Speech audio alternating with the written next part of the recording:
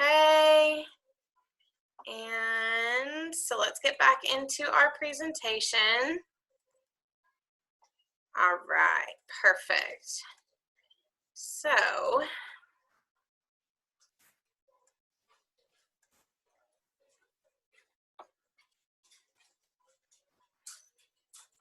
second to load.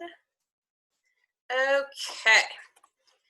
So if you are interested in doing the 2020 STEM, I will share this link with the group so that you can go in and get your application done. It may be virtual if we're still doing virtual stuff this summer, or it may be in person, or we may be doing one virtual, one in person. We're still trying to figure out kind of how that's going to work with the whole pandemic. So just know if you're interested, go ahead and get your application in. We are looking at June 1st through the 6th, and then July 6th through the 11th. So 1 June session, 1 July session.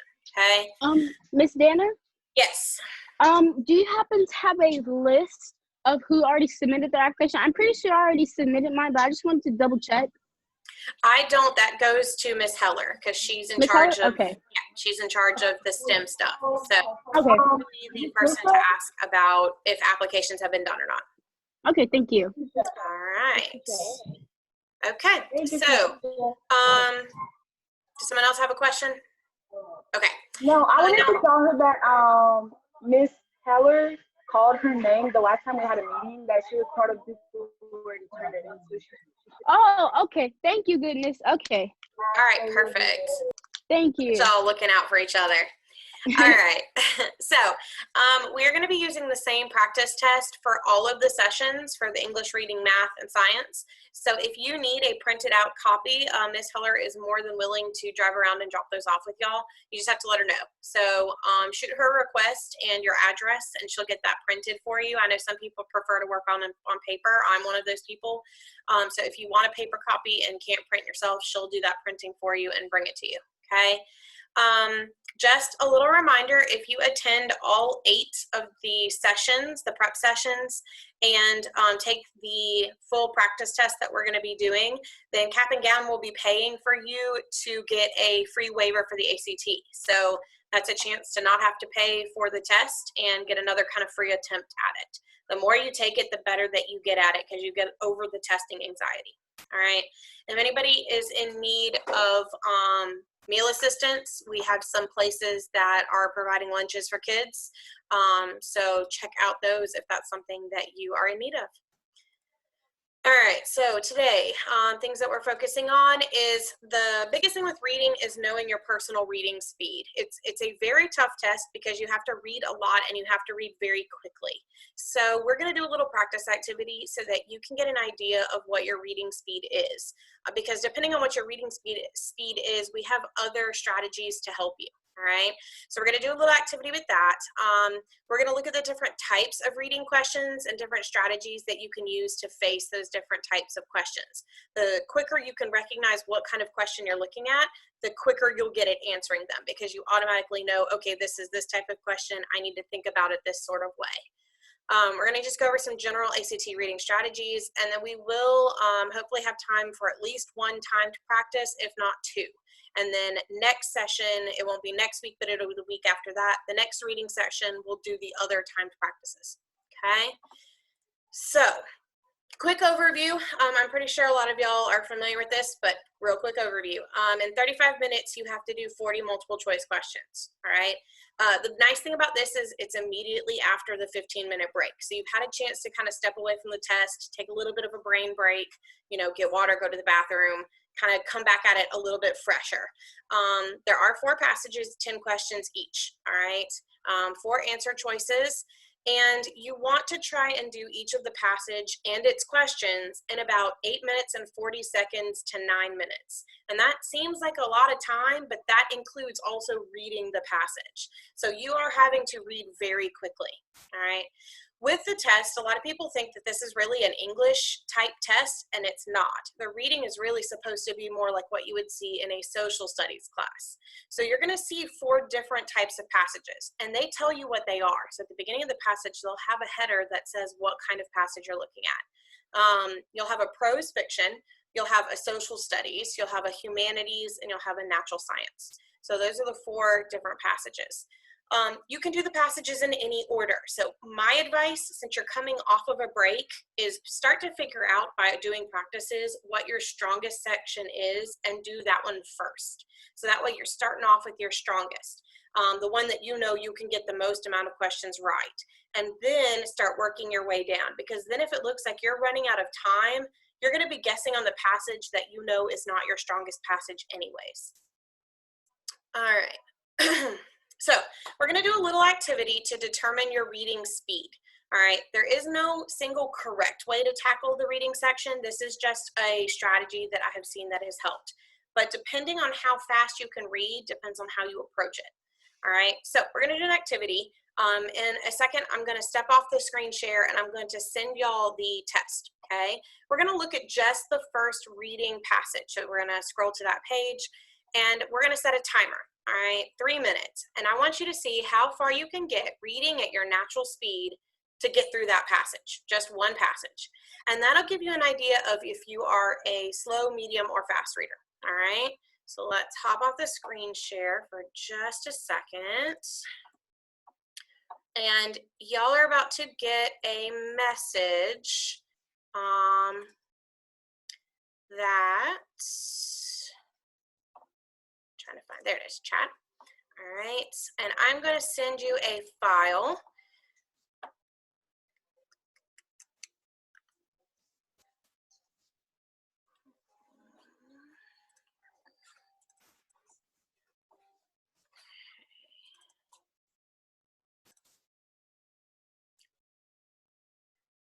I'm sorry, guys, give me 1 second.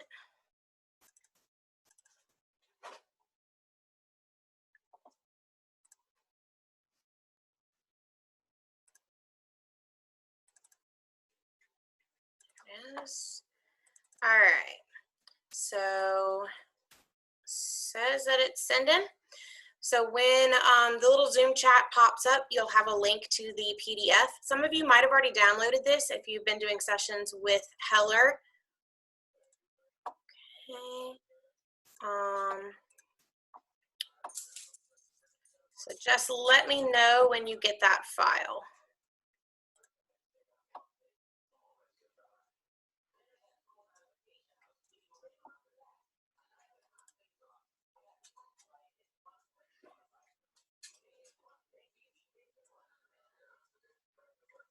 All right, it says it has successfully sent on my end.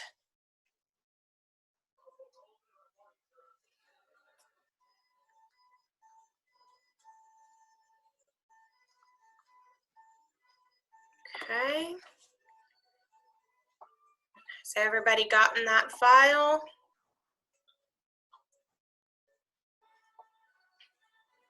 Is it the same one that we've been doing for the past one or two? Okay. Yeah, I have same. mine then. Okay, perfect. Yeah, if you did the session with Heller on Monday, you should already have that packet. That's just for anybody who wasn't there on Monday who needs to get the practice test. I was not there on Monday, so I don't have the practice test. Okay, so if you are on Zoom, you should have had a little pop-up on the Zoom chat. So if you kind of go to the bottom of your page, you'll see a chat icon and click on that and it'll open up the Zoom chat and that should give you the file. If not, I can also send you a Google link for you to be able to get to that file. I did not see it when I opened up the chat. Okay, let me try giving you the Google Drive link then. All right.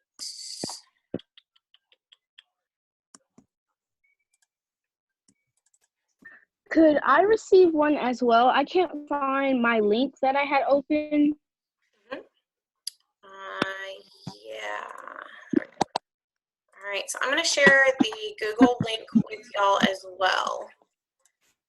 That way you can get to it just by going to Google.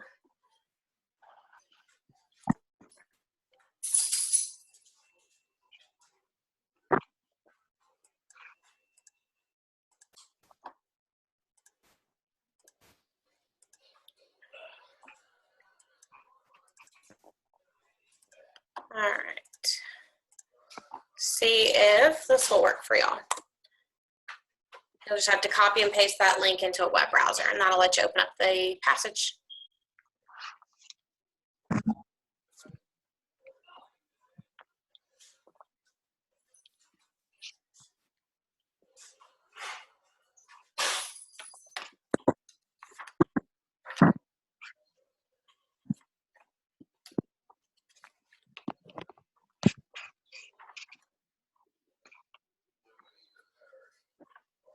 I had to request for permission, but I just did the request.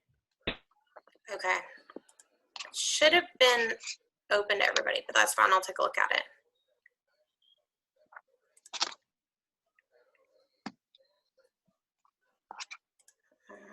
Let's see.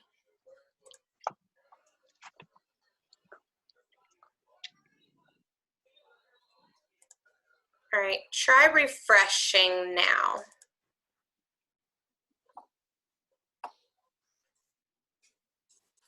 Is that link still working for you?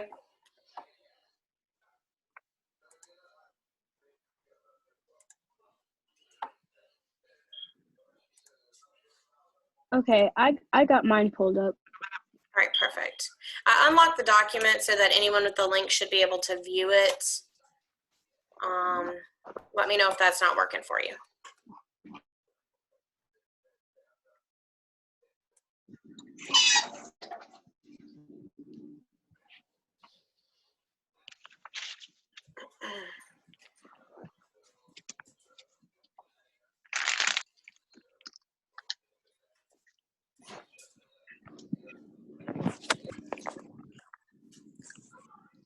How we doing?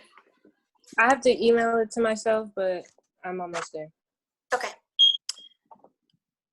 All right. Once you have the file open, we're going to be going to the reading test. So if you start scrolling through the test, it will be on the test itself. It's page 489. On the PDF, it is page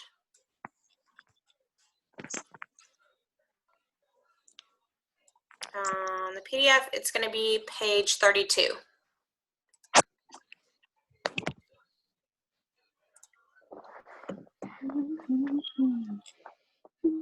All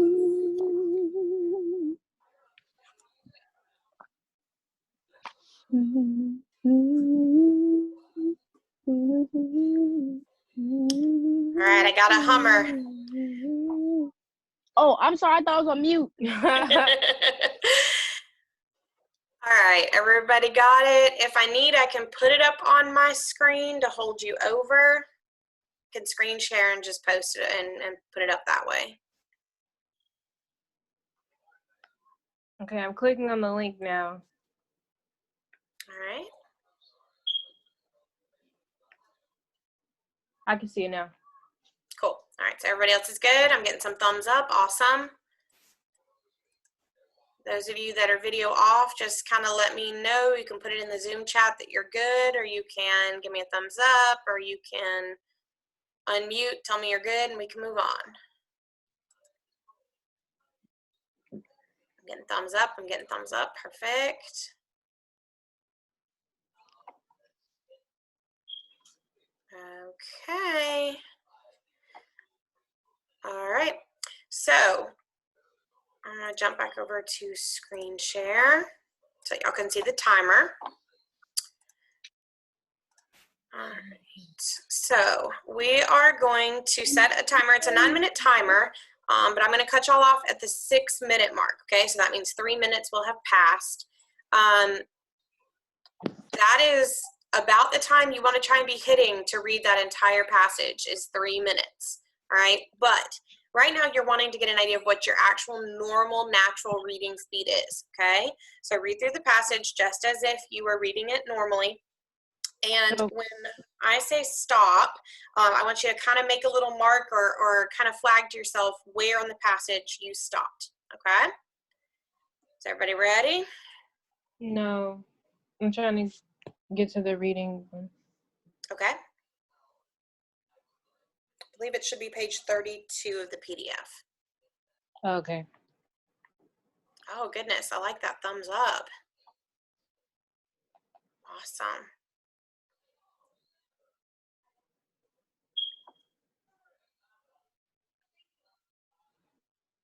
Okay, I'm good. All right. So I'm going to hit start on that timer. Again, I'm going to kind of stop y'all when it says 6 minutes because that means 3 minutes will have passed. All right. Ready and go.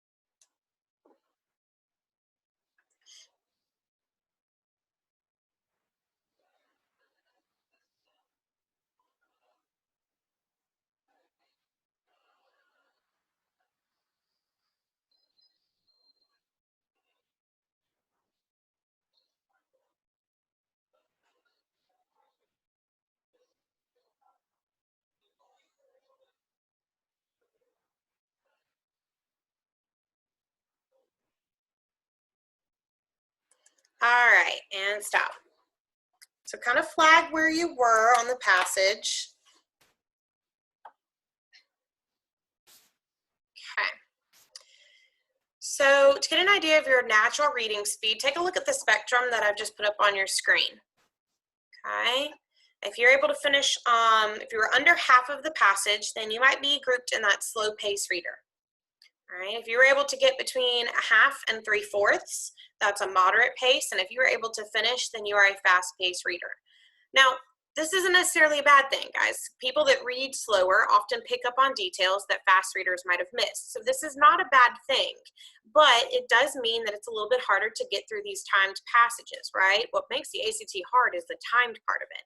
So kind of get an idea of where you are, all right? But I'm going to give, if you fell into this slow pace reader, I'm going to give you some strategies that will help you do the best that you can with the amount of time that you have, okay? All right, so if you are a slow-paced reader, you may need to consider completing only 3 of the 4 passages and giving those 3 passages your all right? Trying to get as many of your correct answers within those 3 passages as possible. So then you can give yourself more than the 3 minutes. You can actually give yourself about 4 minutes to read each of the passages. And that should give you plenty of time to get all the way through those passages, going into real good depth for them, all right? It's important that you're as accurate as possible on every single question. So if you're going to give yourself that extra time, make sure you're using it wisely. With the moderate pace readers, you're going to try and aim to finish all 4 passages, okay? You really want to try and be pushing that for each passage, you're reading between 2.5 to 3 minutes, all right? And then you're going to answer the line reference questions. And we're going to talk about which ones those are. But those are the ones where it says in line 25 or in line 16, because you can go back to the passage and you know exactly what you're looking for, okay? Then do the other questions, aiming to spend about 6 minutes total on each of the passages, all right? So 2.5 minutes to 3 minutes to read and 6 minutes to get the questions done. Okay, remember that accuracy is more important than answering 100% of the questions, all right? And then for my fast-paced readers, you're going to want to make sure you're getting to do all 4 passages as well. Read each passage in full. If you're a fast-paced reader and you had enough time to get all the way through that passage, then what you're going to actually be trying to do is slow yourself down a little bit so that you can make sure you're getting all of the details that are going to be popping up in that passage. You're going to be looking for those questions that are the nitty-gritty, small things that you might have blown over if you were reading it quickly, okay? Then you're going to want to approach the questions in the order that's best for you. So look at the questions that you're good at, the types of questions you're good at, hit those first. Then go into the questions that you're not so good at because you've got that time to get to them. You should be spending about 8.5 minutes of total reading each passage and its questions, okay? Fast readers, you have to remind yourself to slow it down. And I'm one of those, okay? A lot of times I find myself going back into the passage that if I would have read a little bit slower, I would have seen that detail without having to go back and reread, okay? All right, so some real quick general ACT reading strategies, okay? The ACT reading section is fast. It's probably, besides the science, one of the fastest sections that you have to be ready for. All right, so you have to train yourself to read and answer the questions more quickly. And the way that you can do that is by practicing timed. All right, I can tell you about a website that I really use with my class because I'm also the ACT prep teacher, and it's called March to Success. You might have heard of it before. But it's a really good one because they have quite a few practice tests that are timed. So you get a chance to see kind of what that pressure is like, okay? You'll want to whittle it down. So make sure you're using process of elimination to your advantage. And that's where having the paper test versus the online version they're going to be giving y'all access to next year.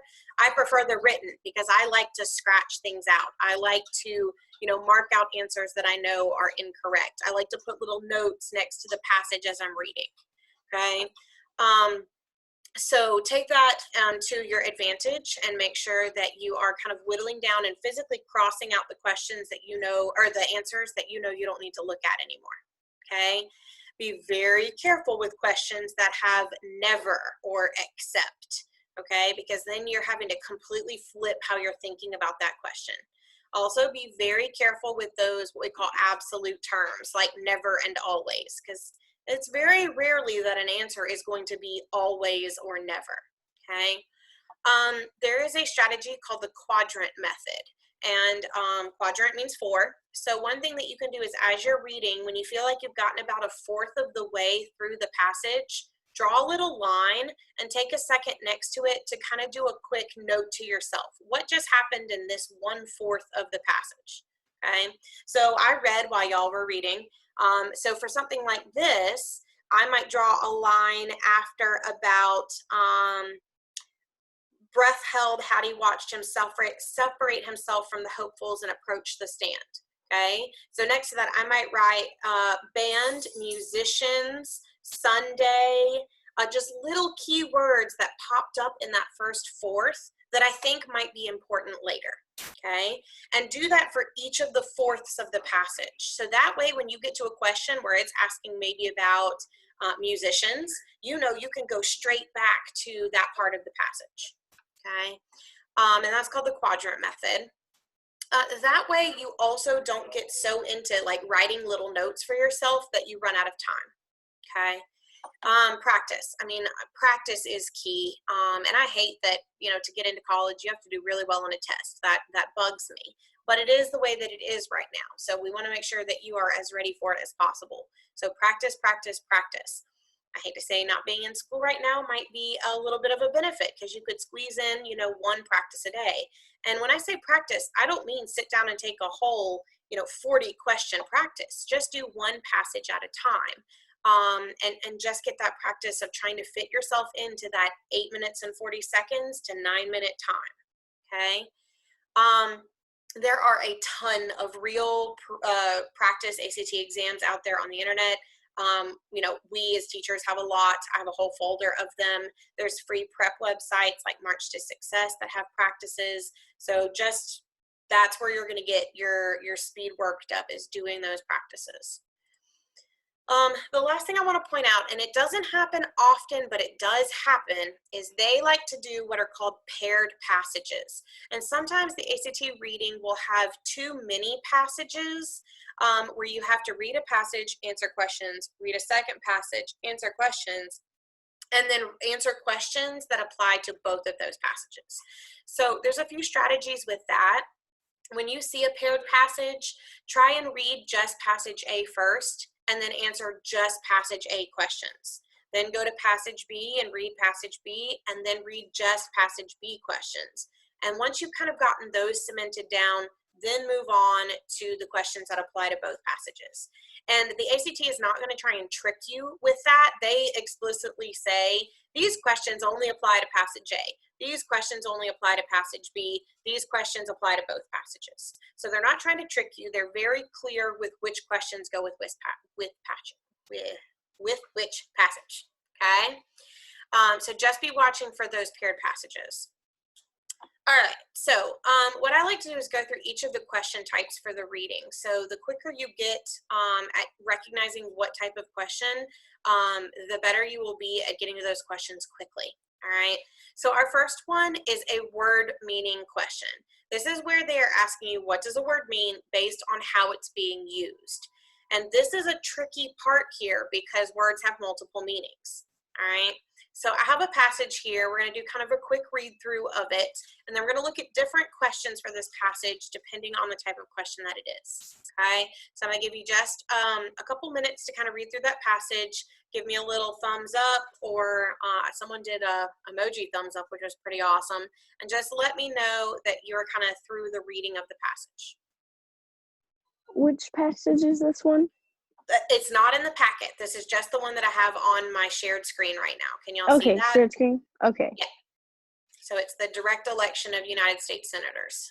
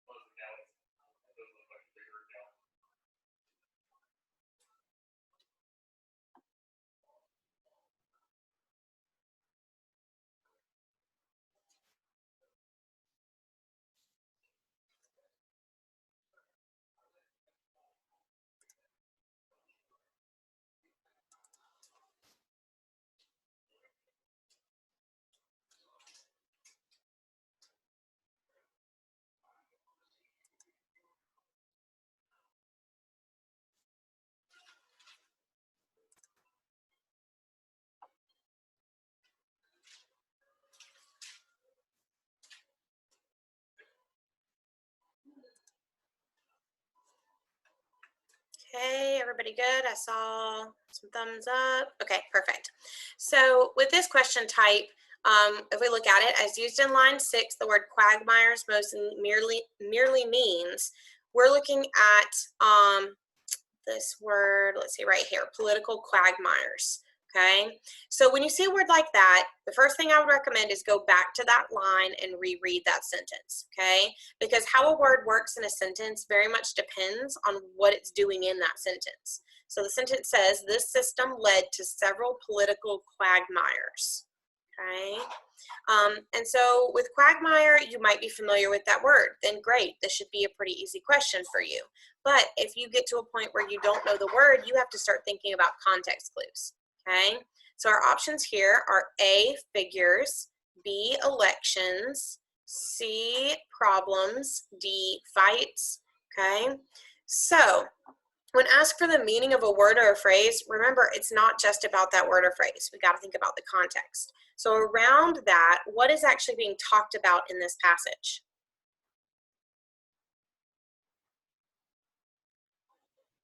I mean, ultimately, what is this passage about? U.S. senators. Okay. The 17th Amendment. And what specifically about senators? Because there's a lot we could talk about when it comes to U.S. senators.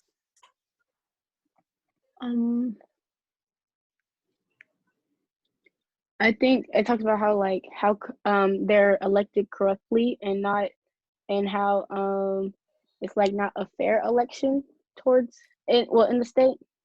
Yeah, very good. So as we were reading through, we're talking about all of the ways. I mean, the very next sentence says, first, it was highly corrupt. So if something's corrupt, it means it's bad. It means it can be tweaked or controlled in a bad way, right? So when we go into that word quagmire, you may not recognize what quagmire means, but are we talking about necessarily a good thing here? No. Okay, so right off the bat, are there any words that we could get away from because they're a good word or at least a neutral word? Elections. Yeah, elections. Okay, that's a pretty neutral word when it comes to this passage. So B would be out. All right.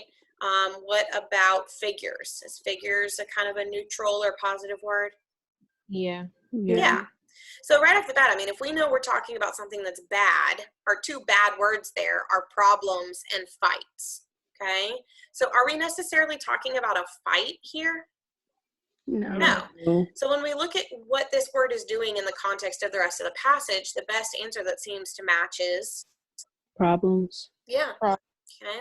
So again, when you see a word meaning question, my advice, go back and reread the entire sentence that word pops up. Okay. All right. Our next type is main idea questions. Same passage. All right. So the main purpose of line 7 through 11 is to. Okay, so again, they're telling you to go back and look at a very specific line. So let's do that. Okay, line 7.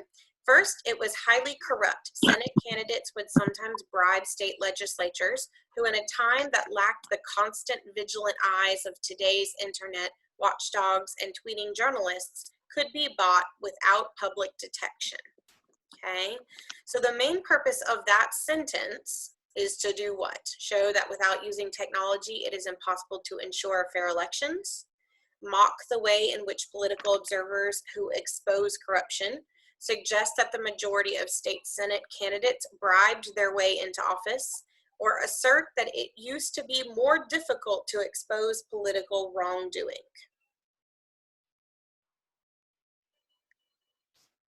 Do you want us to answer out loud? Yeah, if you think you know, yeah.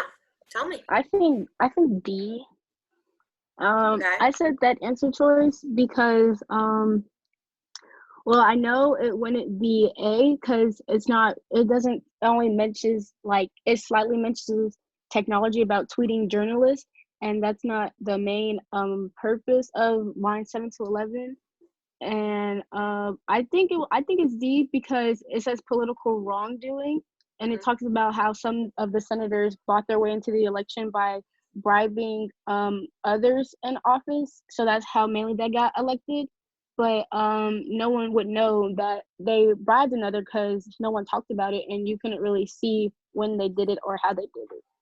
Yep, correct. All of that sounded really good, okay? And you'll find with ACT a lot of times you can get rid of an answer choice simply because of one word in that answer choice. So for example, B, mock the ways in which political observers who exposed corruption. Is there really anything being mocked here? No. No, I mean, so right off the bat, you can get rid of B simply because of that word mock. Same thing with C, suggests that the majority of state Senate candidates bribed their way into the office. The word that kind of makes that answer wrong is,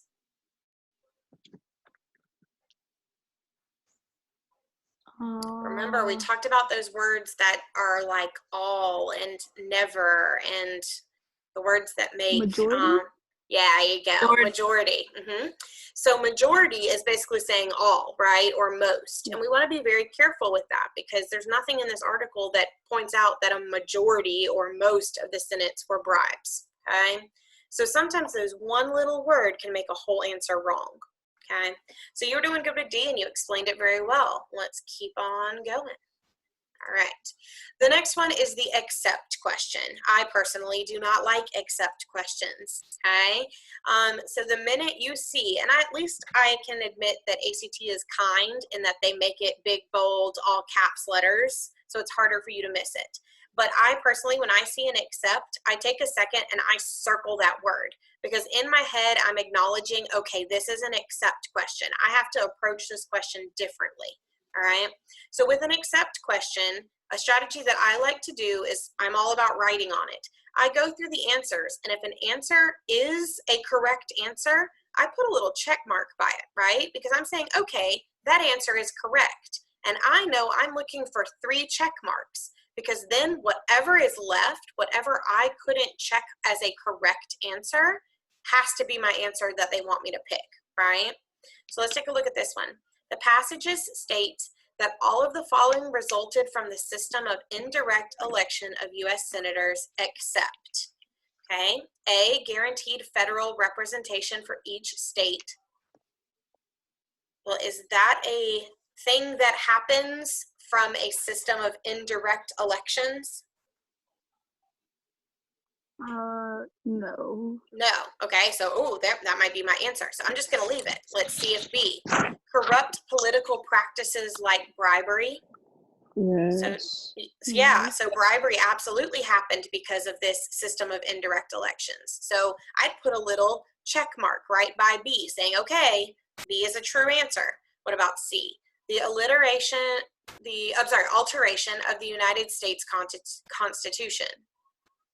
Yes. Okay, so we could put a little check mark there. And then D, disagreement in state legislatures over Senate candidates. Yes. Yeah, we see that if we look right here on like line 13 and 14. U.S. Senate seats vacant for weeks on end if politicians in a given state legislature could not agree to support the same candidate, no senator would be sent to the Capitol. Okay, so the only one we couldn't check off was A, which means because this is an accept question, it's got to be our right answer. Okay, so some strategies with the accept, I always circle that word accept because I'm mentally in my head giving myself a tag. Okay, this is an accept. I'm looking for the not answer. Okay. And then I go through and I find all the answers that are true because then the only one that's left is the one that has to be the one that ACT wants me to look for. All right. Next type, find the detail questions. So this is where they're asking for you to look for a very specific detail. Okay. So if we look at our question, the passage suggests that several of today's political observers believe that.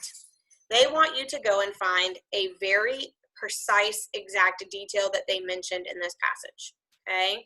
So this is where you're looking at a much larger passage. Having those little notes to yourself as you're reading becomes in handy because that's when you might have flagged one of those details that they're now asking you a question about, all right?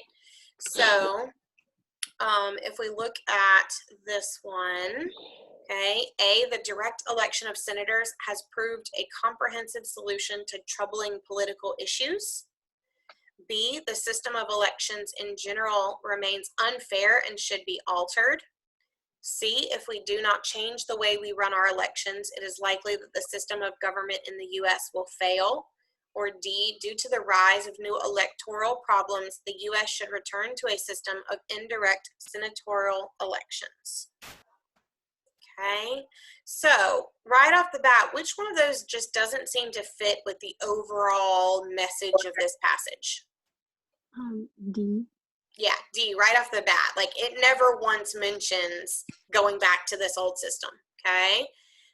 What about, is there any other ones that right off the bat you were like, nope, that can't be true? A. Yep. All right, the direct election of senators has proved a comprehensive solution to troubling political issues. No, all right, this hasn't really been a solution. So that leaves us between B and C, okay? And so if we go to the main point of the passage, it talks about those political observers thinking that our system is still imperfect, okay, and that it needs to be changed. So which one of those has something to do with talking about the system needing to be changed because the system is still unfair? B. Yeah, B. C takes it a little too far, doesn't it? The system of government in the U.S. will fail. That means like our entire government collapsing.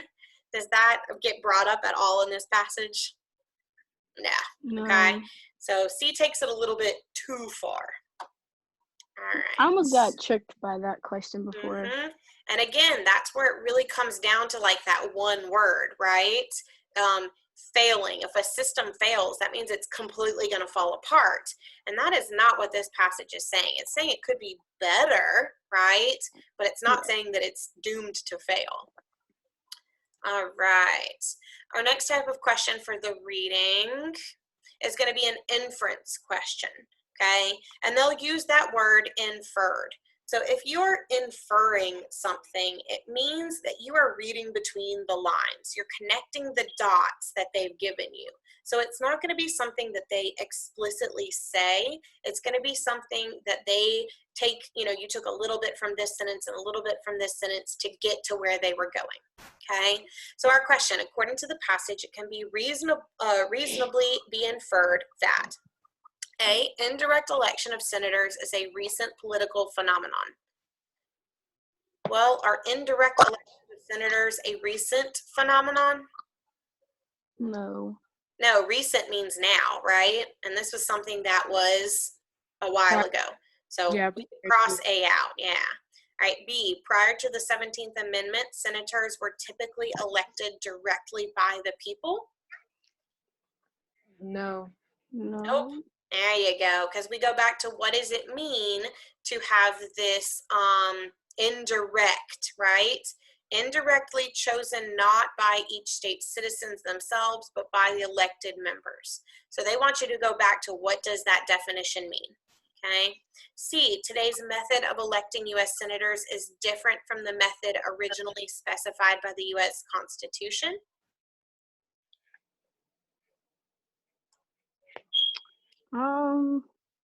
It is true, but I'm not sure if I'm not quite sure if I would pick that as my final answer.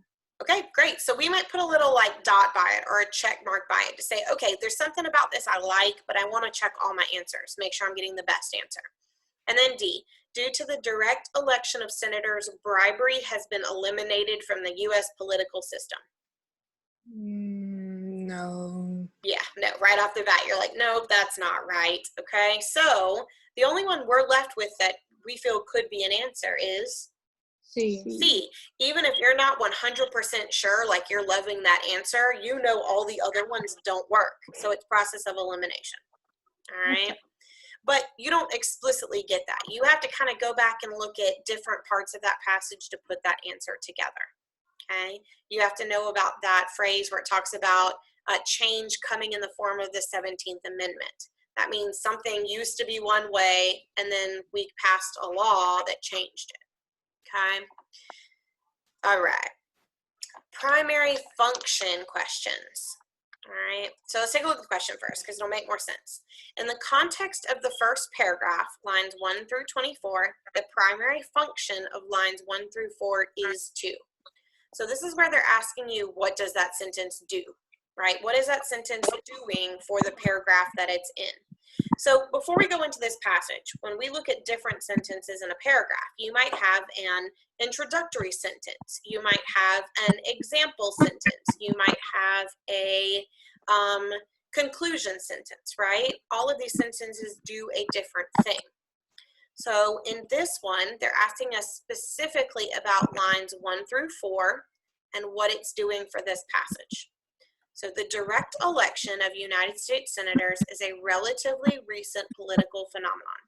Prior to the 20th century, U.S. senators were elected indirectly, chosen not by each state's citizens themselves, but by the elected members of each state legislature.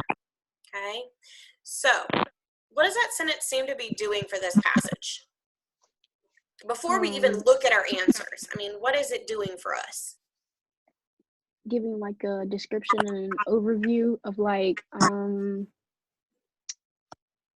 how the election of the senators were back in the time frame of the passage. Yeah, absolutely. Yeah, it's introducing us to that background knowledge we have to understand what this passage is going to be about, right? It defines what the word indirectly means. Oops, sorry guys. So we're getting this idea of, okay, what our topic is. We're talking about senators. We're talking about how they're elected. We're talking about how they used to be elected versus how they are elected now. So they're giving us that background information that we have to have, okay? So let's go into our answers now. A, add historical perspective to the discussion of senatorial elections. B, define several responsibilities of state legislatures in the early 20th century. C, introduce a discussion of the voting rights of U.S. citizens. Or D, respond to political criticisms of the current method of senatorial elections. Bless you. Thank you. So which one of those seems to fit with what y'all told me? That we're defining what elections look like. We're bringing up the topic of electing senators, but we're talking about how they used to be elected. Do any of our answers seem to kind of match that definition that y'all gave me? Yes, one answer does. But I don't want to be like answering all the questions. If anyone else wanted to answer first. Okay. Well, let's change it up. Are there any answers that you crossed out because as we were reading, you're like, nope, that doesn't work? Yeah, I crossed out C. All right, C, introduce a discussion of the voting rights of U.S. citizens. Yeah, this isn't, I mean, it is talking about voting, but does the focus seem to be on the voting rights of citizens? No. All right, so you're right. I would cross out C as well.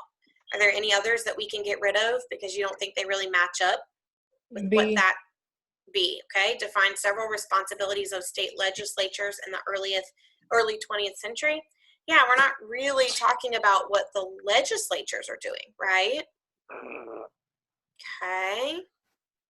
And really the word that makes that a wrong answer is this several, because we do talk about one responsibility, but we don't talk about several responsibilities. Okay, so B and C are out. That leaves us with A, add historical perspective to the discussion of senatorial elections, or D, respond to potential criticisms of the current method of senatorial elections. A. A is a keeper? Yeah. Yes. Yeah. Agree. Yeah, and again, we're at D. The one that makes this a wrong answer is current method. Because are we in this first couple lines talking about the current method? No. No, we're talking about the old method. Okay, so that would mean A is our correct answer. Okay. I'm a big proponent of getting rid of the answers you know can't be true before looking at what the right answer is, or the best answer, because the writing section is all about the best answer. All right, guys, so those are our main types of questions. You'll have access to these slides if you want to kind of refer back to it. And it is now a about 20 minutes to 8, and we're supposed to go until 8 tonight. So we have time for one timed practice. And I'd like to get that done so that you can have some time to kind of go over the questions that you missed and try and look at why you missed them. And if we have time, we can go over them as well. Okay. So in the test that I sent y'all, we're going to be looking at that first passage, which you've already kind of previewed it a little bit, so you should be ready to go into looking at the questions. We're going to set a 9-minute timer. So this is the full 9 minutes. That means you get kind of a second take at reading it, and then to go into your questions, only doing questions 1 through 10. Okay? All right, So, let me know. I'm sorry, what was that? Oh, I'm sorry. I thought we were finna start. I just want to number my paper. No, you're good. Take your time. We got a few little suggestions. As you go, a strategy I like to do is to put a dot or just a small mark next to questions you're unsure of and you know you want to go back to. That way you don't get kind of lost in the test and try and figure out there was a question I needed to look over and I don't remember which one it was. So for me, I put a star because I don't star anything else. So when I see a star, that to me is a question I need to kind of go back over, or there was something I wasn't quite sure about, but I didn't want to take a whole lot of time on it. All right. Okay, so this might be a chance for you to kind of try that quadrant method and kind of take notes on each fourth of the passage. Like I said, I'll be watching your time, and I'll probably give you about a 3-minute warning, just hey, heads up, you've got 3 minutes left to finish up the passage. Okay? Everybody ready? All right. Yeah. All right, here we go. And you'll hear it beep.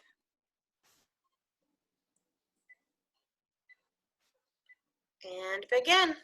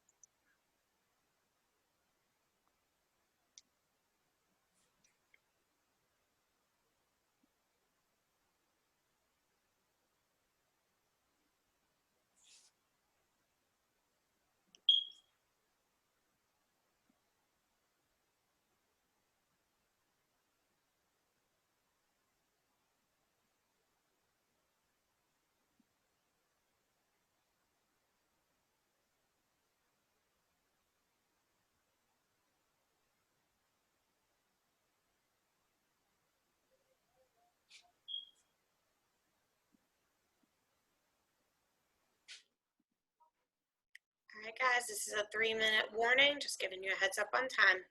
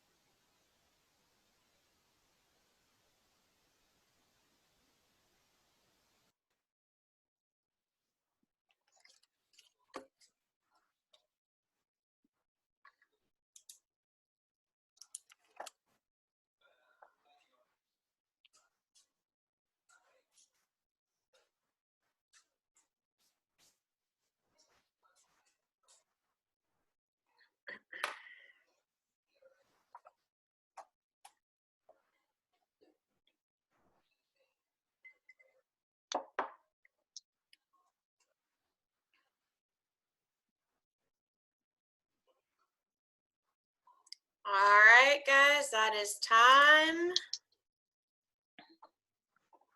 Take a second. You might want to, if you didn't finish everything, do some quick guessing, but I would draw a line just so you know how far you were able to get today and the amount of time. All right. So we're going to go through, I'm going to give you the answers. That way, if we don't get a chance to discuss all of them before we have to wrap it up in about 8 minutes, you can kind of go through and look at the questions you missed and try and pinpoint why. We'll be doing some office hours, and before we leave for today, I'm going to give y'all my video office hours for my normal school day, and that way if you want to come and talk to me tomorrow, I use Google Meet because the district does, our school doesn't want us using Zoom, but you can hop onto that Google Meet and do some one-on-one with me tomorrow, or really anytime this week at that time, okay? So let's go over our answers. Number 1 is A. 2 is G, 3 is A, 4 is H, 5 is C, 6 is G, 7 is B, 8 is F, 9 is A, and 10 is J.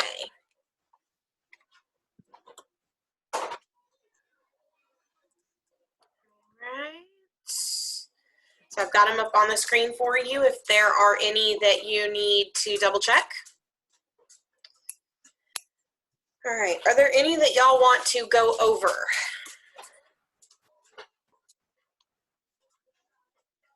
Can we go over 1, 2, and 3? Sure. So what I'm going to do now is I will actually hop over to the passage itself so you can see the questions. All right. A little bit bigger. Okay. Can y'all see that okay? Yeah. Okay. So it can reasonably be inferred from the passage that Shades Bowen. So for me, when I saw that, the first thing that I did was went back to where I remembered that name being said before I even looked at the answers. So if we hop back up to the passage, that was right in that first paragraph, okay? And it said, oh, look, there it is, right there. She hadn't seen him join the other local musicians, including Shades Bowen with his tenor sax, in what was called the bullpen, which was simply a dozen or so chairs grouped near the bandstand. Okay, so then we hop back down to our question. Okay, it can reasonably be inferred. Well, we talked about inference questions, how you're going to have to take bits and pieces from the whole passage. So we know that this Shades Bowen plays a saxophone. Okay, so let's look at our answers. A, did not accompany Everett Payne as he played Sonny Boy Blue. Well, I paused there for a second because Shades Bowen played the sax. And did Everett ask a sax player to play with him?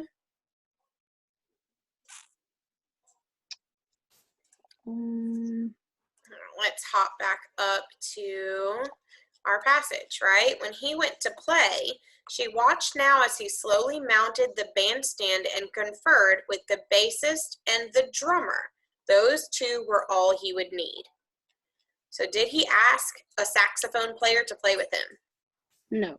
No, and the people that he asked to play with him were the people who were in the band, in the bandstand, not this guy, Shades Bowen, who was also in the bullpen with him. So he didn't ask any of these other kind of newbie players to play with him. The two people he asked to play with him were in the bandstand. They were in the main band. Okay, so let's hop back to our answers. I kind of like that one. I might put a little mark by it. Let's check the others. Had been in the Army with Everett Payne. Well, at any point in time, did it talk about Shades Bowen being in the Army?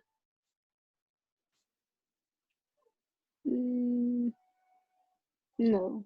No, yeah, we hop back up. Really, the only thing we learn about Shades Bowen is mentioned in that sentence, right? Yeah. She hadn't seen him join the other local musicians, including Shades Bowen with his tenor sax in what was called the bullpen. Okay, so we really don't find out much more about Shades Bowen than that. So B is out. C, was the oldest musician in the bullpen? No. Doesn't say anything about that. Doesn't say anything about that with Shades Bowen. And last one, did not usually allow the local musicians to play with the band. This one I got wrong because I chose the last one. Well, if we go back, where is Shades Bowen sitting in this whole story? Let's see.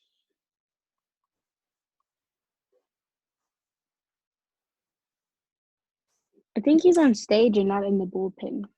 And that's where I think he got a little off, okay? Because when we're looking at this story, she sets up this story by talking about this band, right? A jazz show.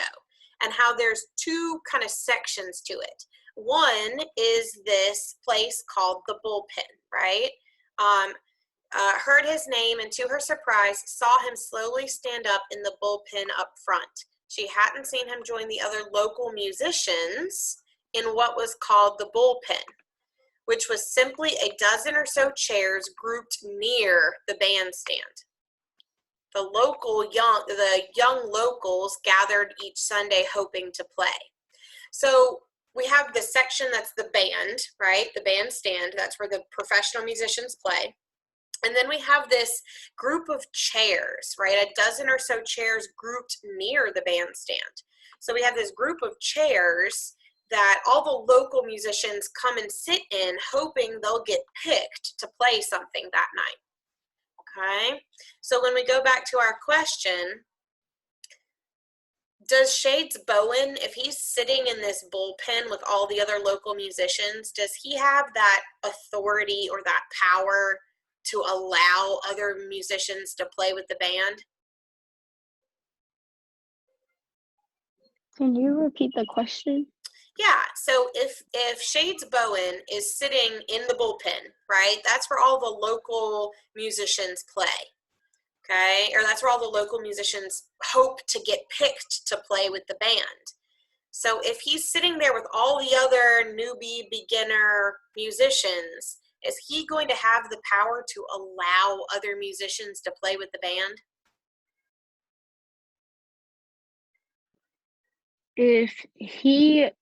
So you're saying that he is the only experienced one in the bullpen? No, he's just another one of the musicians in the bullpen. So he doesn't, he's just like the guy who gets picked to play. He is Oh, just then hoping no. to, yeah, he's hoping just like Everett Payne and all those other players sitting in the bullpen, he's hoping he gets picked to play that night. So if he's sitting there with all the other kind of newbie, non-professional players, then does he have a whole lot of power? No. No, he's going to be hoping to get picked just like all of them.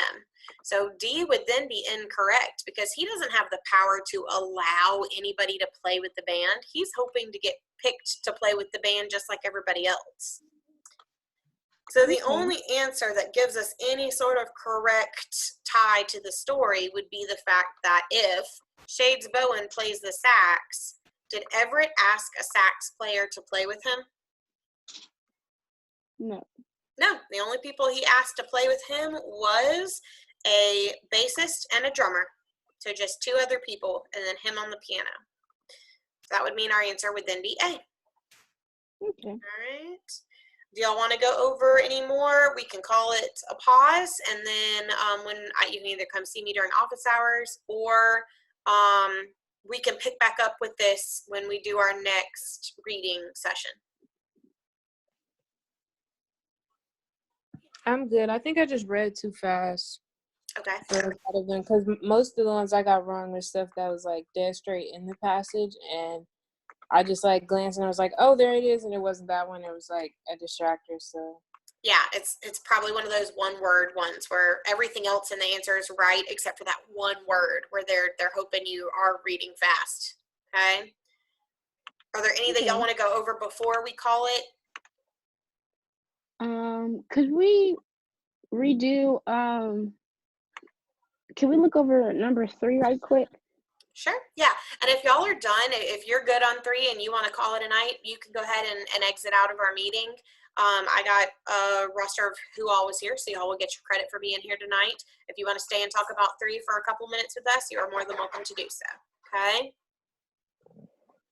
All right. Number 3, the passage most strongly suggests that the second set of the jazz show at the club is something.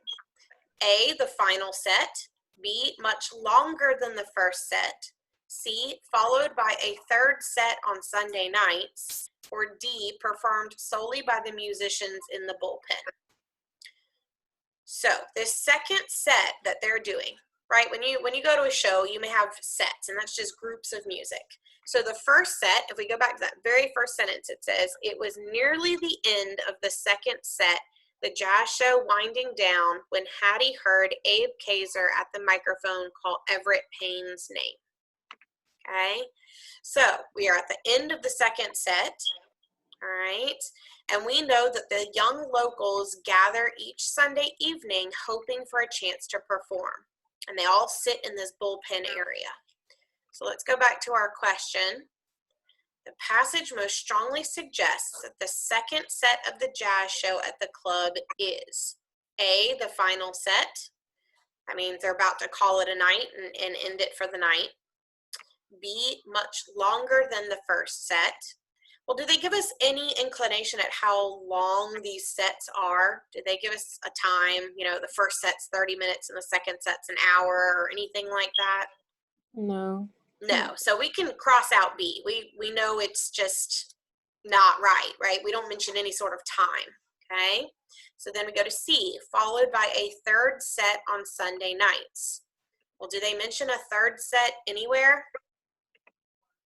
No, they mention No. Sunday nights, and that's where they're trying to trip Yeah. you up. They bring Yeah, this I got you. mention, yeah, right here. The young locals gathered there each Sunday evening, hoping for a chance to perform.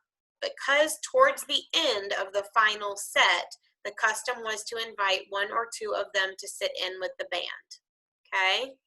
So we get this idea that this Sunday night tradition of letting the locals play, it's not its own separate part of the show, is it? It's just kind of tucked in at the end of the show. So is there a third set on Sunday nights? On Sunday nights, I don't think so. No, we just have this second set, and then on Sunday nights, right at the end of the second set of the show, they let some of the locals play. So C is not entirely correct, and there have that distractor there of following a third set. There is no third set. And then the last one, performed solely by the musicians in the bullpen.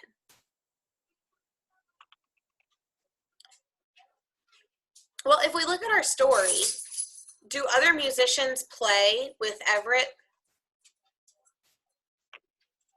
Do other musicians play with Everett? Yeah, the guy who's playing in this story. Does he have other musicians playing with him? No. Well, yes, he has the ones that from the bullpen. Yeah, well, nobody from the bullpen, but it says, she watched now as he slowly mounted the bandstand and conferred with the bassist and the drummer. Those two were all he would need. Then, without announcing the name of the tune he intended playing, without any acknowledging the audience, he sat down to the piano. So he does have two other musicians play with him. And those two musicians, did they come from the bullpen like him, or did they come from the main band? They came from the main band. Yeah, he slowly mounted the bandstand and conferred with the bassist and drummer. So the two other musicians that play with Everett, that's all he would need, they came from the main band. So if we go back to our question, performed solely by the musicians in the bullpen. Is the song being played in this story only played by the musicians in the bullpen? The second set, or? Well, yeah, we're in the second set, but this final song that they're playing, where Everett comes up on the stage from the bullpen. Oh, no. Do any other musicians come up to the stage with him from the bullpen? No. No, it's just him, but then we also find out there's two other musicians, and so those musicians must have come from where if they're not coming from the bullpen?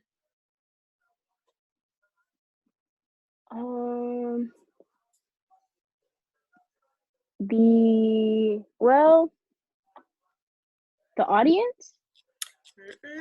Or the stage? Yeah, they're already on the bandstand. They're already up on the stage. Okay? Okay, so the bullpen and the stage is different. Yeah, they're two kind of separate areas. The bullpen's like right next to the stage, but they are not up on the stage. Yeah. So if that makes D incorrect, the only answer that then could be correct is A. Yep. But you kind of have to, with that question, you kind of have to have that understanding of what the bullpen is. You have to understand what the stage is. You have to understand what the bandstand is and kind of where all these people are in this story. Yeah. Okay? Yeah, that makes sense. All right. Well, again, I am available, so I'm going to shoot y'all the link. I'm going to stop sharing my page. I'm going to shoot y'all the link in the group chat for my office hours tomorrow, so that if you want to stop in and you have any other questions about other questions of this section, you can come talk to me one-on-one. Or if you would rather, you can just hang on to your questions and bring them the next time we do a reading practice, because we'll be picking right back up with this test. So let me grab my meeting time tomorrow.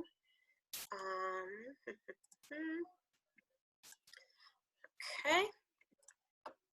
So here is the link for my meeting time. You just have to save that link somewhere. The meeting, my office hours tomorrow are from 2 to 3. Okay? Okay. So you can come talk to me between 2 and 3 p.m. You can just drop in at any time. And I can answer any questions you have, or if you want to hang on to your questions, we can start back up with those at the next reading session. All right. Thank you. No problem. Have a good night. You too. Okay, bye.